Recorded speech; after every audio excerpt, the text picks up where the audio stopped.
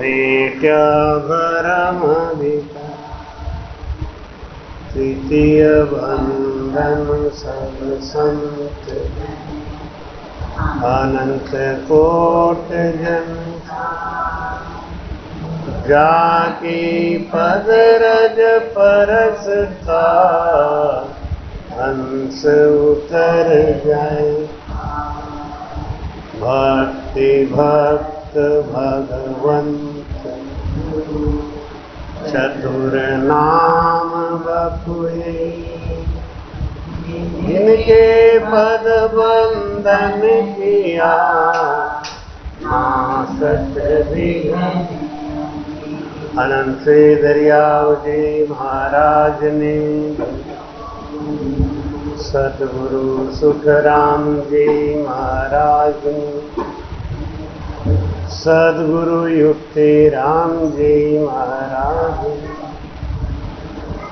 सदगुरु स्वामी श्री कुशाल दास जी महाराज संत श्री ज्ञानेश्वरी बाई जी गुरुदेव आपके दिन महाराज आपकी दिन दिन हो गुरुदेव आपकी दिन दिन हो महाराज आपकी मैं जन्म जन्म का भटका हूँ मैं जन्म जन्म का भटका हूँ मुझे अपनी शरण में रहने दो मुझे अपनी शरण में रहने दो गुरुदेव आपकी दिन दिन हो महाराज आपकी दिन दिन हो गुरुदेव आपकी दिन दिन हो महाराज आपकी हे नाथ दया करने वाले नाथ दया करने वाले अनुभव की अरज भी सुन ले ना अनुभव की अरज सुन लेना गुरुदेव आपकी धीन महाराज आप हो महाराज आप राम नाम सुख राम कहें रटे प्रीत सुआ तो मुख मुगत की क्या चले परम मोख जहाँ जाए बोलो राम महाराज कहते हैं कि राम नाम पराक्रमी तो है लेकिन अगर इसको प्रीति से रटन किया नहीं गया तो ये असर नहीं करता। प्रीति कब आती है? महाराज कहते हैं संग बिना तो भाव नहीं, भाव बिना नहीं प्रीत, और प्रीत बिना सुख राम कहें नहीं भजन कुछ। जब तक प्रीति नहीं आएगी राम नाम पे तब तक परमात्मा राजी नहीं। और प्रीति कब आएगी? जब विश्वास हो। विश्वास कब होगा? जब हम संगत करेंगे। संगत करेंगे, संगत में कथाओं को सुनेंगे, उनके संग ऐसा हुआ, उनके संग ऐसा हुआ। उसके लिए महाराज कहते हैं कि सतगुरु से प्रेम लगाना क्या तूने सहज में जाना। सतगुरु से प्रेम लगा क्या तूने सहज में जाना। सहज में जाना तूने, सहज में जाना, सहज में। राम जी से प्रेम लगाना क्या तूने सहज में। राम जी से प्रेम लगाना क्या तूने सहज में। प्रेम लगाया हरिश्चंद्र राजा ने, प्रेम राजा ने काशी में तीनों बिताना क्या तूने सहज में जाना। काशी में तीनों बिताना क्या तूने सहज में जाना। राम जी से प्रेम लगाना क्या तूने सहज में जाना। तूने सहज में जाना, सहज में। सतगुरु से प्रेम लगाना क्या तूने प्रेम लगाया मोर ध्वज राजा ने। प्रेम लगाया मोर ध्वज राजा ने। सुत पर आरा चला क्या तूने सहज में जाना। सुत पर आरा चला क्या तूने सहज में जाना। सहज में जाना तूने, सहज में जाना। सहज में जाना तूने, सहज में जाना। राम जी से प्रेम लगाना क्या तूने में जाना। राम जी से प्रेम लगाना क्या तूने सहज में जाना। प्रेम लगाई मीराबाई ने। प्रेम लगाई मीराबाई ने। विष से अमृत बनाना क्या तूने सहज में जाना। विष से अमृत बनाना क्या तूने सहज में जाना। गुरु जी से प्रेम लगाना क्या तूने सहज में जाना। प्रेम लगाई भिलनी भगत ने। प्रेम लगाई भिलनी भगत ने। झूठे झूठे बेर खिलाना क्या तूने सहज में जाना। झूठे झूठे बेर खिलाना क्या तूने सहज में जाना। राम जी से प्रेम लगाना क्या तूने सहज में जाना। प्रेम लगाई विदुरानी ने। प्रेम लगाई विदुरानी ने। केला का छिलका खिलाना क्या तूने सहज में जाना। केले का छिलका खिलाना क्या तूने सहज में जाना। क्या तूने सहज में जाना। सतगुरु जी है प्रेम के सागर। सतगुरु प्रेम के सागर। चरणों में शीश लगाना क्या तूने चरणों में ध्यान लगाना क्या तूने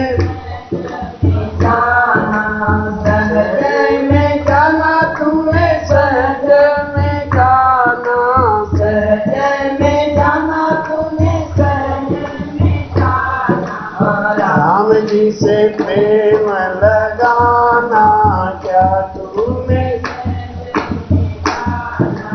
सतगुरु से प्रेम लगाना क्या तूने सहज में जाना। बोलो राम। ये राम जी की भक्ति करना कोई खिलवाड़ नहीं है, सहज नहीं। ये बड़े बड़े सूरवीरों से भी नहीं होता। इस राम नाम की भक्ति में आधार है प्रेम और प्रीति, और वो प्रेम और प्रीति सहज नहीं है।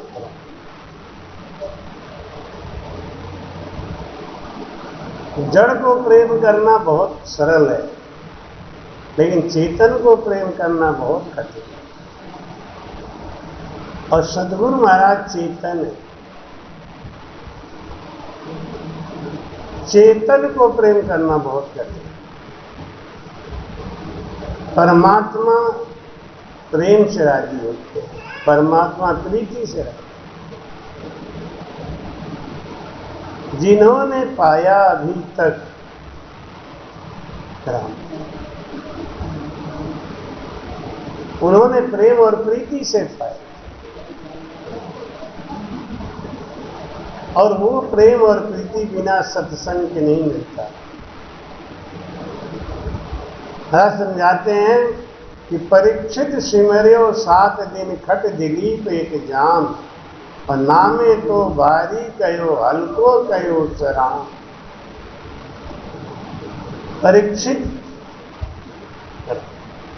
परीक्षित सिमरियो 7 दिन खट दिलीप एक जाम। यहाँ लोग 10-10 साल, 20-20 साल, 50-50 साल हुए, नाम की जागृति तक नहीं हो पाई।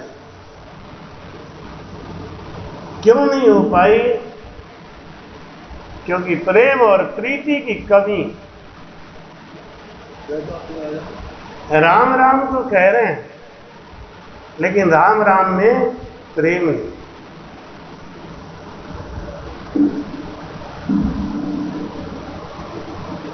और जब तक प्रेम और प्रीति नहीं, तब तक वो राम जी राजी नहीं होते।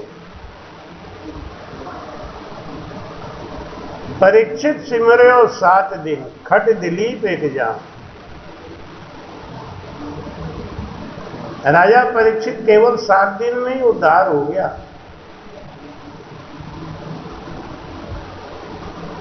और हम लोगों को 70 साल हो जाते हैं, 17 साल हो जाते हैं। राम राम।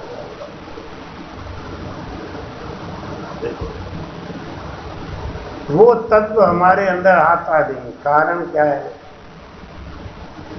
प्रेम और प्रीति की कमी। और प्रेम क्यों नहीं आता है? इसका कारण ये है कि हमें जगत पे भरोसा बहुत, हमें अपने परिवार पे, हमें अपने आप पे भरोसा बहुत है। हमें राम जी की आवश्यकता है ही नहीं। और जब हमें किसी चीज की आवश्यकता ही नहीं है, तो वो मिलेगा कैसे? जब आपके अंदर दिल में चाहना पैदा होगी तो वो मिलते हैं, तड़प पैदा होगी तब मिलते हैं। महाराज कहते हैं, चली सेना कर को रेत रावण की मारू, जब बोले रघुनाथ भगत मेरा मैं तारू। मरो मरो में राम राम मुख इनके, मरु कहत मुनेश सदा मेरो जस गावे। हा राम में राम जान एक यौवन, अरद नाम सुन बाज ग्रह गजराज, सिमर्यो जान अजान अजामेल उधारियो, धुन अंशर सुख राम कहे, ररो ममो कर तारियो। बोलो राम। महाराज कहते हैं कि अंत समय में हमारा ध्यान जिस बात में लगा रहता है, हमारी गति वैसे ही होती है। अंत मता सो होई गता। अगर हमने जिंदगी भर राम नाम प्रेम और प्रीति से नहीं किया है, तो अंत समय में हमारे मुख से राम नाम निकलेगा। जन्म जन्म मुनि जतन कराही, अंत राम मुख आवत ना। जन्म जन्म मुनि जतन कराही, अंत राम मुख आवत। क्यों नहीं आता है? क्योंकि कभी हमने प्रेम और प्रीति से राम नाम लिया ही। चली सेना कर को परेत रावण की मारू। ये राम नाम तो ऐसा है कि भाव को भाव अलख आलस हो, नाम जपत मंगल भाव से कुभाव से करे तो भी ये असर करता है। अब बात आ गई, अभी हम कह रहे थे बिना प्रेम और प्रीति के असर नहीं करता, और बात यहाँ महाराज जी लिख रहे हैं कि भाव से कुभाव से आलस्य से कैसे भी मुख से राम नाम निकल जाए तो उद्धार हो जाएगा। लेकिन वो कब राम नाम मुख से निकले और उसके बाद में एक भी सांस नहीं आए, तब हो। जैसे किसी की आदत है झूठ बोलने की, और वो झूठ बोलने की आदत है, झूठ बोलता है, और झूठ बोलते ही समय उसका प्राण निकल गया अगर, तो बहुत बड़ा कर्म बन जाए। इसीलिए कभी गलती से राम न वो कोई पाप या गलत शब्द निकलता है ना, तो लोग क्या कहते हैं, ए राम राम राम राम बोलते हैं ना। ये क्यों करते हैं? न चाहते हुए भी किसी के लिए गलत शब्द निकल जाए, बस अरे राम राम। ये क्यों बोलते ना, राम राम बोल के जीव को शुद्ध कर लेते। ये शुद्ध करने के लिए जीव को तुरंत शुद्ध कर लेते। अगर गलती से कोई गलत शब्द निकल जाए मुख से किसी के भी लिए, तो तुरंत कोई जीभ दबा के कान पकड़ लेता है ना। ऐसा प्रायश्चित है, तुरंत का प्रायश्चित है। तो ये राम नाम करामाती तो है, लेकिन किसके लिए? अगर आप प्रेम और प्रीति से रटन नहीं करेंगे तो अंत समय में निकलेगा नहीं।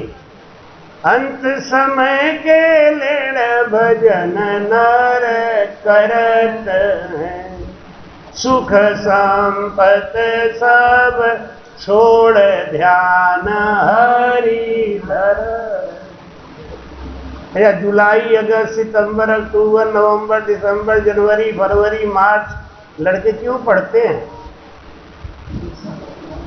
पूरे साल पढ़ने क्यों जाते हैं? कि आखिरी समय में वो जो 5 दिन 7 दिन की परीक्षा होती है, उसमें वो अच्छा कर सके, कुछ अच्छा लिख सके, तो वो पार हो जाएंगे। फिर इसका थोड़ा सा आवाज बड़ा तो भारी सा है। अंत भजन नर करत है।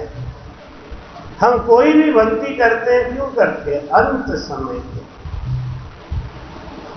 तो चली सेना कर को परेत रावण की मारू। अच्छा एक बात बताइए, कोई आदमी स्कूल नहीं गया और अंत समय में, एग्जाम के समय में उसको नकल मिल जाए, क्या होगा? पास हो जाएगा कि नहीं? हो जाएगा।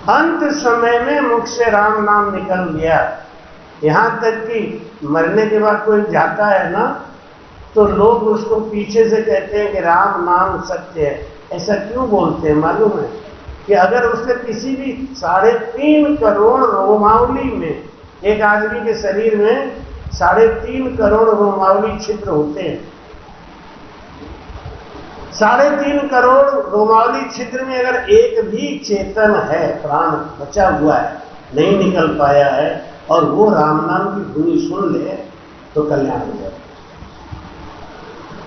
अब बताओ, वही वाली बात है, जब जवानी था तब राम राम किया नहीं, जब समय था तब किया नहीं, और अब मरने के बाद उस एक आस में आस लगी हुई है कि कोई भी जीव अटका हो अगर किसी भी रोमावली छिद्र में, तो उसको सुनते ही कल्याण हो जाए।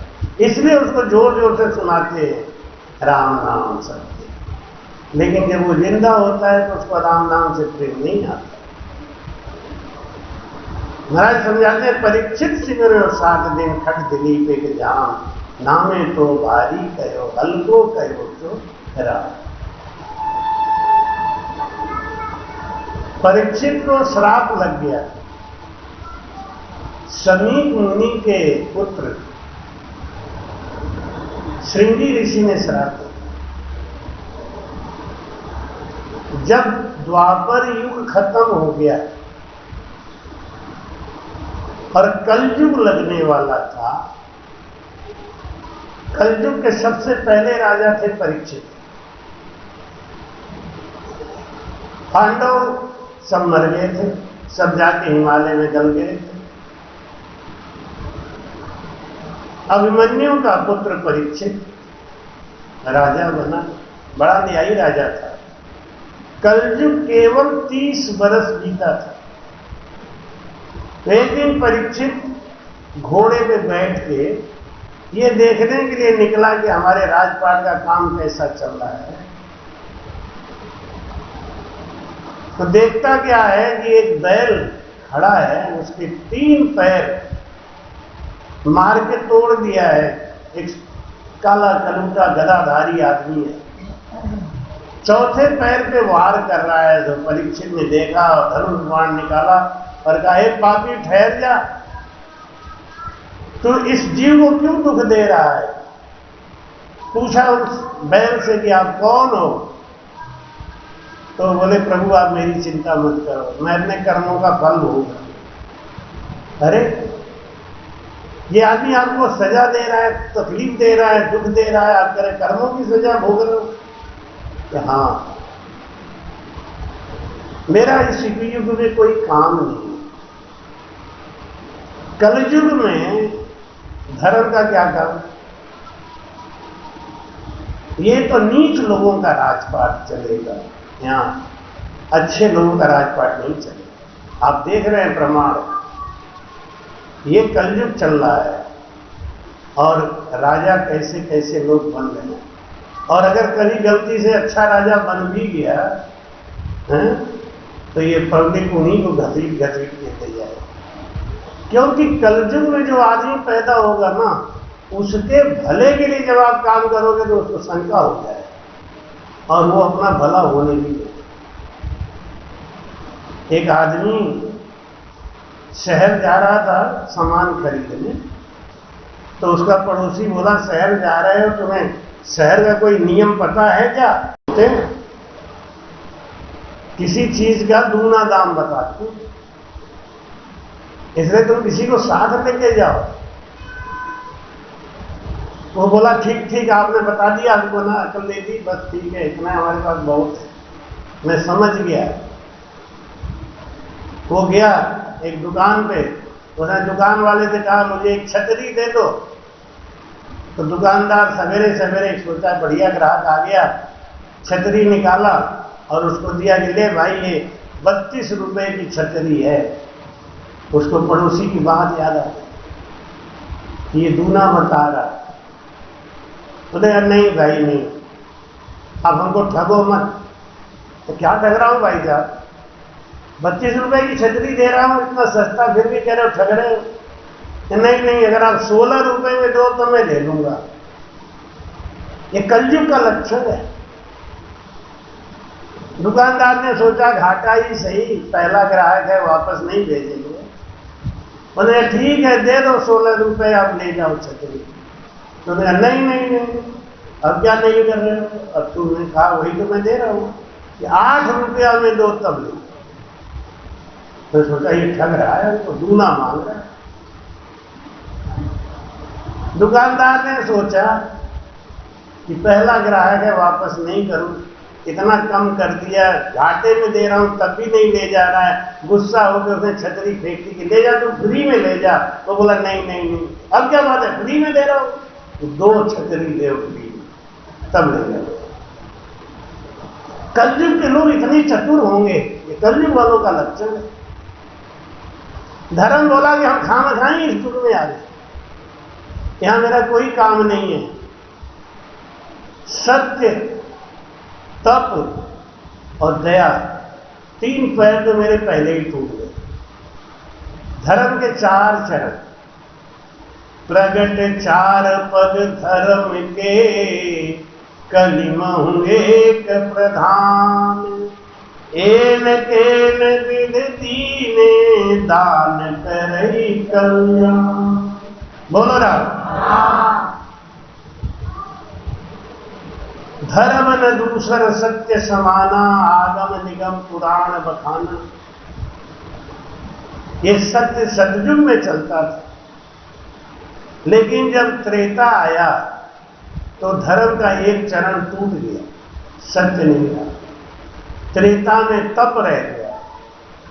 द्वापर आया तो 2 चरण टूट गया, 2 चरण पे धर्म चल रहा था, एक तो दया और एक दान। द्वापर के अंत में दया भी चली गई। कितना कठोर काम हुआ था द्वापर में। जब महाभारत हुआ, शिष्य ने गुरु का सर काट दिया, काटा कि नहीं? दया खत्म। ताऊ जी को नातियों ने बाणों से भेद दिया, दया खत्म। घर की बहू को बाल घसीट के और नंगा करने का प्रयास किया गया, दया खत्म। द्वापर में दया खत्म।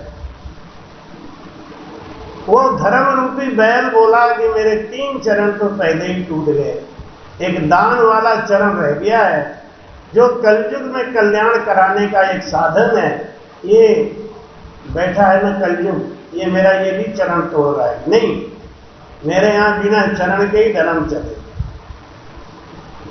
इसलिए आप बुरा मत मानो। परीक्षित बोले कि मैं इसको जिंदा ही नहीं रखूंगा। परीक्षित ने धनुष बाण उठाया और कहा मैं कलयुग तुझे मार डालूंगा, तुझे जिंदा नहीं रखूंगा। कलयुग बोला प्रभु 3 युग बीत गए, 4था युग मेरा नंबर है, मैं आया हूं, तो आप मुझे मार के कोई सुख नहीं पाओगे। मेरे अंदर कुछ कमियां जरूर हैं, लेकिन मेरे अंदर अच्छाई भी बहुत है। आप मेरी अच्छाई को सुनोगे ना तो आप मुझे मारोगे नहीं। परीक्षित बोले बोलो तुम्हारे अंदर क्या क्या अच्छाई है। कलयुग क्या बोला? हमारे युग में, कलयुग में देखो ध्यान से सुन लूंगा, कलयुग में अच्छाई क्या है? तो बहुत बुरा युग, अच्छाई क्या क्या है? कलयुग कहता है कि जो फल त्रेता में, द्वापर में, सतयुग में बड़ा बड़ा तप करने के बाद मिलता है ना, वो हम केवल एक बार के राम नाम नहीं देते। एक बार जो राम कहे काटे पाप 1000, किशन दास निस दिन जपे जातो बार। एक बार जो राम कहे तो काटे पाप 1000। ये राम नाम में ऐसी महिमा है। और युगों में मनसा पाप लगता है। कलयुग बोला हमारे युग में मनसा पाप नहीं लगेगा। सतयुग में, त्रेता में, द्वापर में मन से सोचने से ही पाप लग जाता था, लेकिन कलयुग में मन से सोचने से पाप नहीं लगेगा, लेकिन मन से सोचने से पुण्य लगेगा। ये कितना बढ़िया युग है। आप अपने घर के बाथरूम में नहा रहे हैं बाल्टी से, और आप कल्पना करिए कि हम हरिद्वार के हर की पौड़ी पे नहा रहे हैं। कभी जिंदगी में अगर एक आध बार देखा होगा तो वही सीन सोचो।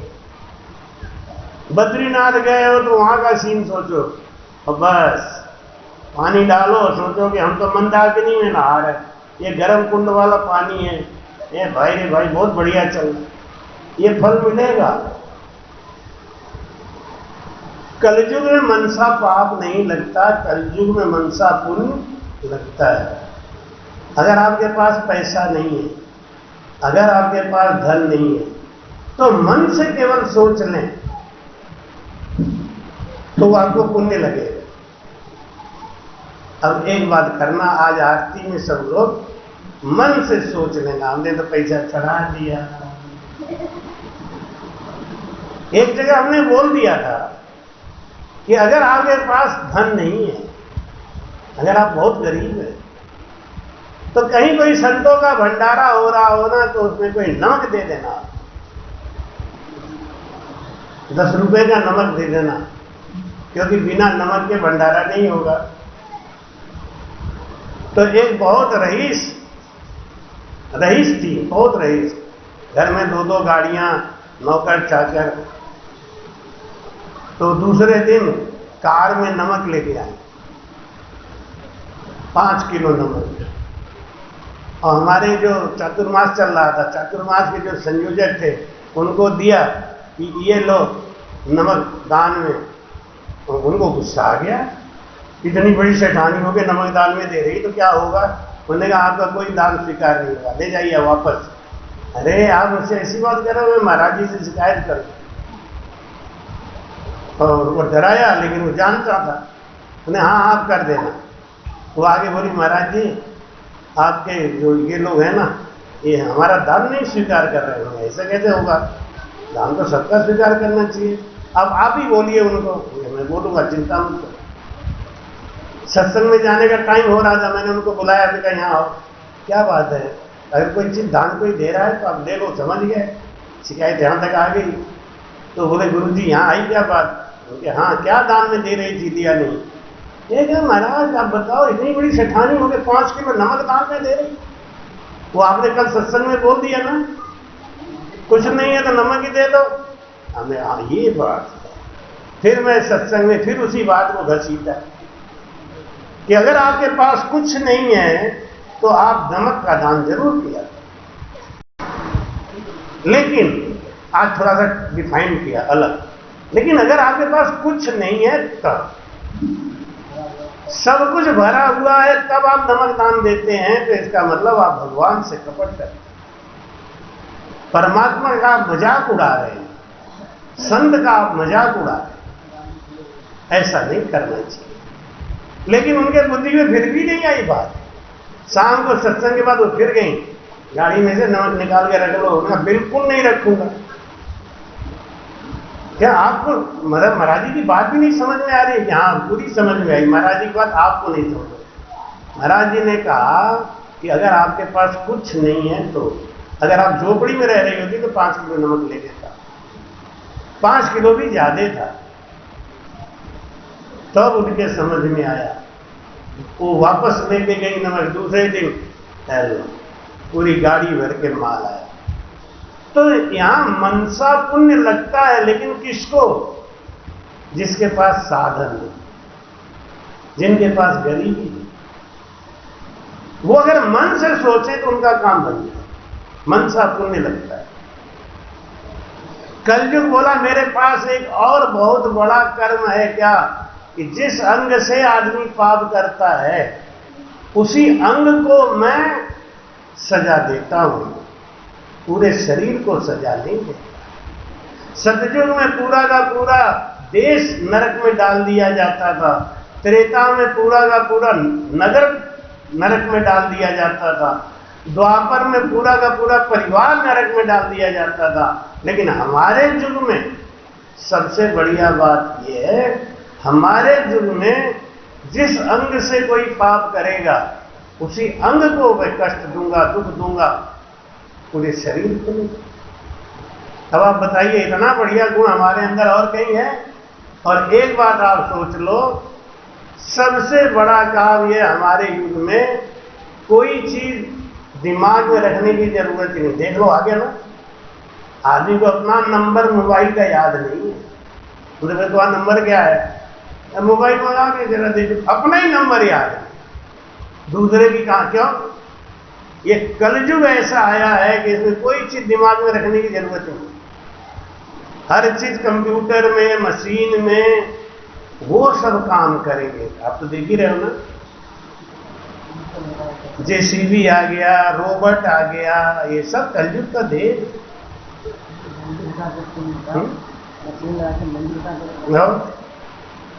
एक वो अपने शाहजहांपुर और कटरा के बीच में एक मंदिर पड़ता है, तो मंदिर रोड पे आ गया तो पूरा जेसीबी लगा के पूरी की पूरी मंदिर नींव सहित उखाड़ के दूसरी जगह शिफ्ट कर दिया। बताइए, ये सब मशीनी युग है।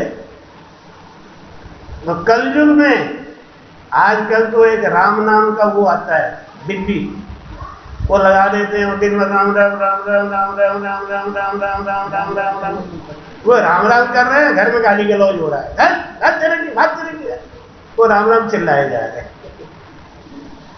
अब उनको लगा दिया है मशीन पे। कलयुग के जब इतनी बातें सुनी परीक्षित ने, तो उन्हें एक बात पहले, आपका युग तो बहुत अच्छा है, लेकिन आप पापी भी हो, आप गंदे भी हो, आपके युग में गंदगी बहुत है, इसलिए आप जो है युग, आपका युग बहुत भ्रष्ट है। तो उन्होंने कहा कि अगर मैं भ्रष्ट हूं ना, तो हमको आप लिमिट स्थान बता दो, हम वहीं रह लेंगे, हम ज्यादा फैलेंगे नहीं, तब तो आपको संतोष रहेगा। परीक्षित होगा, हाँ ये बात तो सही, हमारा युग अच्छा भी चलेगा, कम मेहनत में बड़ा लाभ भी होगा, और इसको बता देंगे कि यहाँ यहाँ यहाँ रहना, हम अपनी जनता को बता देंगे कि यहाँ यहाँ यहाँ मत जाना। वहां कलयुग है, जाओगे नहीं तो फंसोगे नहीं। तो परीक्षित ने कहा कि ठीक है, जहां जुआ घर है तू वहां जाके वास कर, जहां वेश्यालय है तू जाके वहां वास कर, जहां मदिरालय है वहां जाके तू वास कर, और जहां हिंसा होती है तू वहां वास कर। जहां बकरा काटा जाए, मुर्गा काटा जाए, भैंस काटा जाए, वो कलयुग का वास है। उनका दिमाग भ्रष्ट रहेगा ही रहेगा।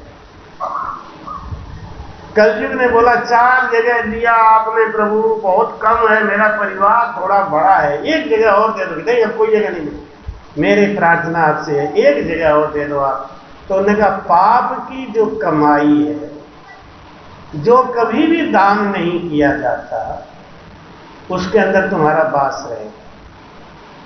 और परीक्षित ने आके सब जनता को बता दिया कि देख भाई, कलयुग आ गया है, बहुत सावधान हो जाओ, नहीं तो तुम्हारे घर में घुस जाएगा, शांति भंग कर देगा, अथाह संपत्ति होगी लेकिन चैन नहीं होगी।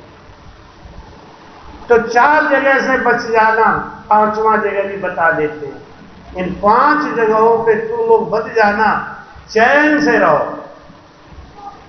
जिसके घर में ये 5 बातें नहीं हैं, उनके घर में ना कोई बीमारी है, और ना उनके घर में आग लगती है, ना उनके घर में चोरी होती है।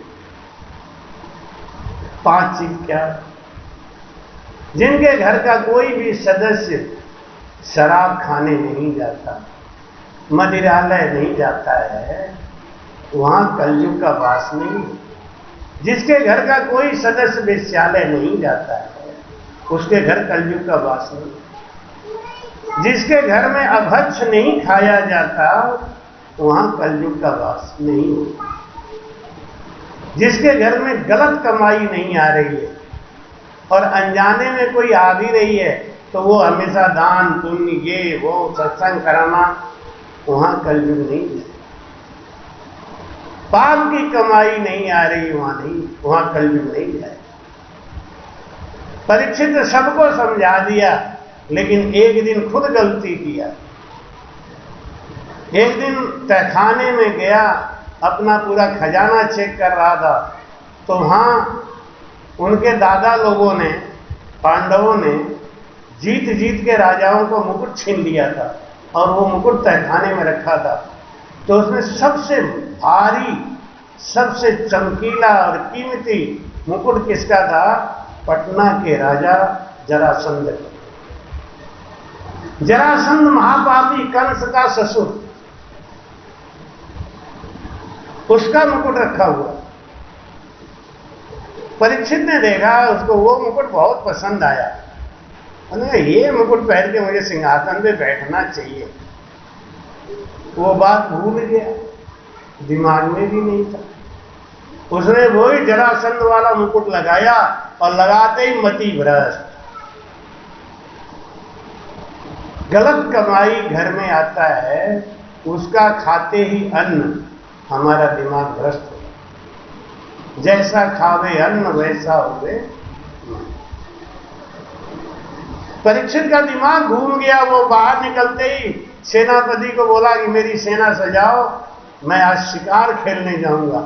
सब लोग, अरे पांडव वंश में कभी किसी ने शिकार नहीं किया, आज राजा क्या बोल रहा है?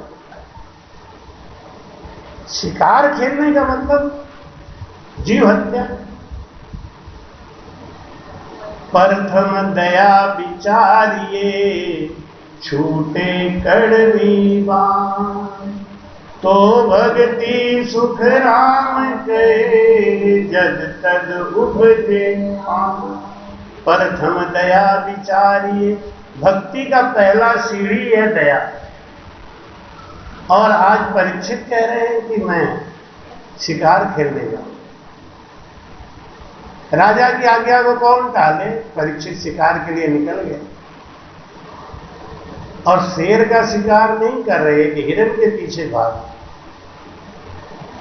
क्योंकि जाको प्रभु दारुण दुख दीना, ताकि मति पहले हर लीना। जिसको परमात्मा दुख देना चाहते हैं उसकी बुद्धि पहले से ही भ्रष्ट कर देती। भागते भागते परीक्षित को भूख और प्यास ने जब परेशान किया तो एक संत की झोपड़ी दिखाई दी। परीक्षित वहां जाके बोले, समीप मुनि ध्यान कर रहे थे, उनका ध्यान ब्रह्मांड में लगा हुआ था। परीक्षित बोले, ओ बाबा, मैं इस देश का राजा परीक्षित तुम्हारे दरवाजे पे आया, उठो, स्वागत करो और मुझे जल पिलाओ, मैं भूखा हूं, प्यासा हूं। नहीं, परीक्षित तो ध्यान कर रहे थे, वो तो अपने में ही नहीं थे। राजा को ईर्ष्या आ गई। अब आप समझ रहे होंगे कि ईर्ष्या या गुस्सा किसको आता है? जिसके ऊपर जरासंध बैठे उनको बात बात में गुस्सा आता है। जिनकी मति भ्रष्ट है उनको बात बात में गुस्सा आता है। राजा परीक्षित को गुस्सा कभी नहीं आता। वो दिन गुस्सा आया, वो भी संत के ऊपर। संत सताया संत दास, ताको रहा न बंस, तीन घर जाके देख लो रावण कौरव कंस। उनको गुस्सा आया और एक मरा हुआ सांप लेके आए और समीप मुनि के गले में डाल दिया। इस सांप को देखते ही तब मैं इनसे पूछूंगा, मैं कब से पानी मांग रहा था? तब तो नौटंकी कर रहे थे, झूठ बोल रहे। लेकिन वो अपने में थे ही नहीं, तो सांप डाल दिया तो डाल दिया। जब देख लिया तो परीक्षित समझ गए, इसका मतलब ये बाबा ध्यान में मैंने गलती करी, चल दिए। उधर किसी संत के लड़के ने देखा और समीप मुनि का लड़का श्रृंगी ऋषि पानी में स्नान, नदी में स्नान कर रहा था। जाके बोले कि तुम्हारे पापा की परीक्षित ने बहुत बड़ी बेइज्जती करी है, उनके गले में मरा हुआ सांप डाल दिया। श्रृंगी ऋषि ने वहीं से गंगा जी का जल लिया और श्राप दे दिया कि जिस सर्प को हमारे पिता के गले में डाल के अपमान किया है, उसी के वंश के द्वारा परीक्षित की हत्या होगी, उसकी मौत होगी। वो 7 दिन के बाद मरेगा। और आगे पिताजी के गले से माला निकाल के पिताजी से लिपट के रोने लगे, पिताजी मेरे पुत्र होने का धिक्कार है। जिस पुत्र के सामने उसके पिता का अपमान कोई कर दे और पुत्र कुछ कर नहीं सके तो उसको धिक्कार है। मेरे रहते आपका अपमान किया परीक्षित ने, लेकिन मैंने सजा दे दिया। सनी बोले क्या बोल दिया तुमने? परीक्षित बहुत अच्छा आदमी है। कि अच्छा आदमी होते तो आपके गले में माला डाल के आपका अपमान करते। वो अच्छा नहीं हो सकते, मैंने श्राप दे दिया, 7 दिन के बाद उनको मरना पड़ेगा। समीप मुनि बड़ा दुखी हो गए, तुमने बहुत गलत काम किया। परीक्षित ऐसे नहीं थे, किसी कारण से हो सकता है उनकी बुद्धि भ्रष्ट हुई हो, उस कारण की तुमने तलाश नहीं करी हो, खामखाई श्राप दे दिया।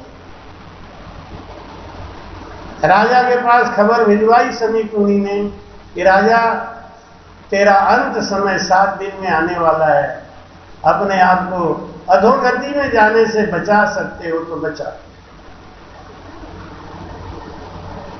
अब इतना लंबा कथा क्यों सुना रहा हूं? क्योंकि हमारे अंदर भ्रम बहुत है, अंधेरा बहुत है। हम भागवत तो सुनते हैं, लेकिन भागवत भीड़ में सुनते। 10,000 लोगों की भीड़ होती है। आजकल तो भीड़ तंत्र को ही माना जाता है सत्य। जहां 8 लाख 10 लाख लोग आए वही सत्य है। जहां 70-80 लोग आए, अरे ये कोई सत्संग है? लेकिन हीरा की दुकान पूरे मुरादाबाद में खोज आओगे ना, एक आध ही मिलेगी। आर्टिफिशियल ज्वेलरी की दुकान ही दुकान मिलेगी। नहीं, 1500 में सज जाओ 15 लाख का, ऐसा ऐसा आर्टिफिशियल आता है। ये पहन लो गले में तो असली सोना फेल हो जाए। एक बस जा रही थी, बस में डकैती पड़ गई। वो बहुत चालू थी, सोने का जेवर पहने थी। डकैतों ने कहा है निकाल, जल्दी निकाल, ये सब अपना जेवर निकाल। उन्हें भैया मारा पीटी मत करो, ये लो ये सब आर्टिफिशियल है। हमारे पिताजी ने 1500 रुपये किराया दे के लाया था, वो तो किराया दे देंगे, ले पकड़ लो। अरे मैं गठड़ी मार के दे देती। उसने अपने हाथ से रुमाल में पूरा जेवर बांध के और चोर को पकड़ाया। चोर फेंक दो अपना, उन्हें ले लो भैया, ले लो, ले जाओ ले जाओ ले जाओ। चोर सोचा कि अगर सचमुच का होता तो ऐसे देती है, रोती चिल्लाती, हाँ हाँ नाना करती, ऐसे आराम से दे रही है। वो चोर ने पूरा बस लूटा, लेकिन उस भाई जी का गट्ठर उसे वापस हमको नहीं चाहिए। तो जहां झूठ होती है ना, वहां पे भीड़ ज्यादा होती है। जहां सत्य मिलता है, जहां कुछ करना पड़ता है, जहां ये गारंटी नहीं तुम कुछ मत करो, यहाँ आओ मैं तुम्हें सब दे दूं, माला माल कर दूं, आदमी वहां जाएगा कि अब यहाँ आएगा तो यहाँ कहेंगे भजन करो, 2 घंटा सवेरे करो, 2 घंटा शाम को करो, नशा छोड़ो। आज हमारे संजय बिश्नोई ने तंबाकू नशा का दान किया है, हमें बोलना जरूरी। ताली बजाइए जोरदार। आज के पहले हम आए थे 2 साल पहले, तब इन्होंने हमको रजनीगंधा और तुलसी का दान कर दिया था। वो तब से आज तक नहीं खाए। तो आज हमने इनसे कहा, हमने कहा जब इतना अच्छा अच्छा काम कर रहे हो तो एक छोटी सी गंदगी क्यों अपनाया? देखो, सत्संग कराना, हर साल माता जी को याद करना, उनके बहाने इतने लोगों का अन्नदान करना, ये सारा काम ठीक है। लेकिन वही है ना कि 10 कुंटल दूध हो, उसमें 1 नमक की जरा सी डेली डाल दो, वो फट के बेकार हो जाएगा। तो हमने कहा जब इतना कुछ कर रहे हो तो मेरा काम, मैं साधु हूं, आपको सत्य बोलूंगा, झूठ नहीं बोलूंगा, चाहे दक्षिणा मत देना, कोई बात नहीं। हमारा सबसे बड़ा दक्षिणा तो मिल गया आज। और इन्होंने लाके कुड़िया में अपनी कुड़िया, एक कुड़िया में अपनी कुड़िया बांध के हमको दे दिया, हमने संभाल के रख दिया। एक बार सोचो, काशी का रहने वाला हूं, इधर उधर का नहीं, बहुत बड़े तीर्थ का, ब्राह्मण हूं और सन्यासी साधु, 3 लक्षण एक ही जगह है। ऐसे आदमी को दान देके वापस नहीं ले सकते, आप पक्का समझो। मैं बिल्कुल पक्का मन में सोचा, हमने सभा के बीच में बोल के ना, और पक्का था। मान लो कभी हमारे चोरी खाएंगे तो इतने लोगों ने सुन लिया ना, ये कहें का भैया ये क्या कर रहे हैं? हाँ, अब इसीलिए बोल दिया हमने कि आप सब लोग भी थोड़ा ध्यान रखना। जगत डर बहुत बड़ा डर है, गुरु डर, हरि डर, जगत डर, अब 3 डर इनको लगा दिया। हरि डर, गुरु डर, जगत डर, और डर करनी में सार, रजब सोई उबरिया गाफिल खावे। बताओ, और सत्संग में जाओगे तो कोई उठा के आपसे नशा दान में मांगेगा? नहीं मांगेगा। एक हमारा अपना केवल ही ज्ञान सत्संग जो है, इसमें हम पैसा नहीं, नशा, बुरी आदत, इसका दान मांगते हैं। तो कौन जाएगा वहां?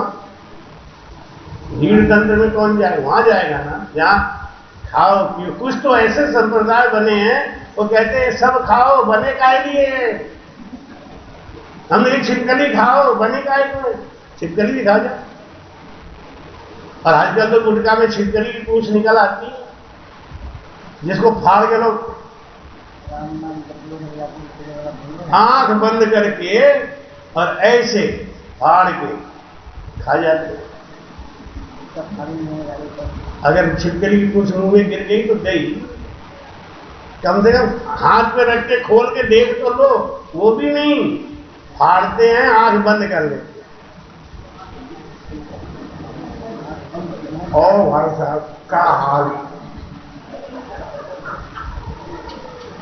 ले मुंह से बदबू मारे पूरा। हमारे लिए कोई गाड़ी लेने आती है तो मैं उसे कह देता हूँ, ड्राइवर ऐसा भेजना जो गुटखा नहीं खाता, और खाता हो तो 2 बार मंजन करा के दे देना। मजबूरी है तुम्हारी, तो नहीं पता चला मैं आगे बैठा हूँ, कितनी बार मारेगा, बात करेगा, भबका मारेगा, तो हम तो वहां पहुंचते पहुंचते बेहोश हो जाएंगे। फायदा क्या होगा? इसलिए इस राम नाम में जो गर्क हो गया है। अच्छा, गुटखा भी कोई सस्ता थोड़ी मिलता, सस्ता मिलता है। एक पुड़िया शायद कितने का है? खाते हो घा? अच्छा, बेचते? हाँ, तभी तो मैं यही सोच रहा था कि जो सही दाम बताएगा वो खाता हो। नहीं, भाई साहब ने बोल दिया, नहीं ये बेचते हैं, खाते नहीं। 5 रुपए का एक पाप। राम नाम जप लो नहीं।